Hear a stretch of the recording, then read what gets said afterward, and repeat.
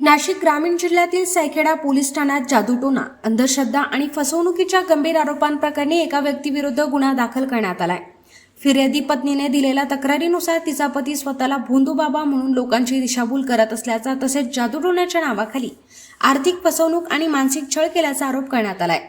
सैखेडा police ठाण्यात FIR क्रमांक 148/2026 अंतर्गत महाराष्ट्र नरबळी व इतर अमानुष अनिष्ट व अघोरी प्रथा आणि जादूटोणा प्रतिबंधक अधिनियम 2013 तसेच भारतीय न्याय संहिता BNS कलम 115(2), 351(2) आणि 352 अन्वये गुन्हा दाखल करण्यात आलाय। फिर्यादी महिलेने दिलेल्या माहितीनुसार तिचा विवाह 2004 मध्ये झाला असून त्यानंतर कौटुंबिक वाद सुरू होते। 2022-23 मध्ये आर्थिक अडचणीमुळे ती नाशिक येथे चहाचा व्यवसाय करत असताना तिची एका महिलेमार्फत आरोपीशी ओळख झाली। आरोपीने स्वतःला सिद्ध बाबा असल्याचे सांगत जादूटोण्याच्या माध्यमातून व्यवसाय वाढवून देण्याचे आमिष दाखवले। त्यासाठी तांदूळ, उडीद, जडीबुटी यांसारख्या वस्तूंवर मंत्रोच्चार करून विविध विधी करण्यास सांगितले। यासाठी वेळोवेळी हजारो रुपये घेतल्याचा आरोप तक्रारीत करण्यात आला आहे। तक्रारीनुसार त्यानंतर आरोपीने फिर्यादीशी जवळीक साधत प्रेमसंबंध निर्माण केले। नंतर विवाहाचे आमिष दाखवत तिच्याशी विवाह केला। विवाहानंतरही तो लोकांना जादूटोण्याच्या नावाखाली घरी बोलावून त्यांच्या समस्या सोडविण्याचे आश्वासन देत पैसे उकळत असल्याचा आरोप आहे।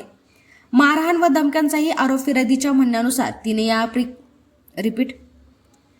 या प्रकाराला विरोध केला असता आरोपीने वारंवार मारहाण केली, शिवीगाळ केली तसेच जीवे मारण्याच्या धमक्या दिल्या। 2 जुलै 2026 रोजी झालेल्या वादानंतर तिने सामाजिक कार्यकर्त्यांकडे मदत मागितली। त्यानंतरही आरोपीने तिच्यावर हल्ला करून गळा दाबण्याचा प्रयत्न केल्याचा आरोप करण्यात आला आहे। तसेच पोलीस ठाण्यात तक्रार देण्यासाठी जात असताना आरोपीने व्हॉट्सअपवरून जीवे मारण्याच्या धमक्या दिल्याचेही फिर्यादीत नमूद केले आहे। सैखेडा पोलिसांनी फिर्यादीच्या तक्रारीची दखल घेत संबंधित कलमानुसार गुन्हा दाखल केला असून पोलीस निरीक्षकांच्या मार्गदर्शनाखाली पुढील तपास सुरू आहे। महाराष्ट्र 7/12 न्यूज, सैखेडा।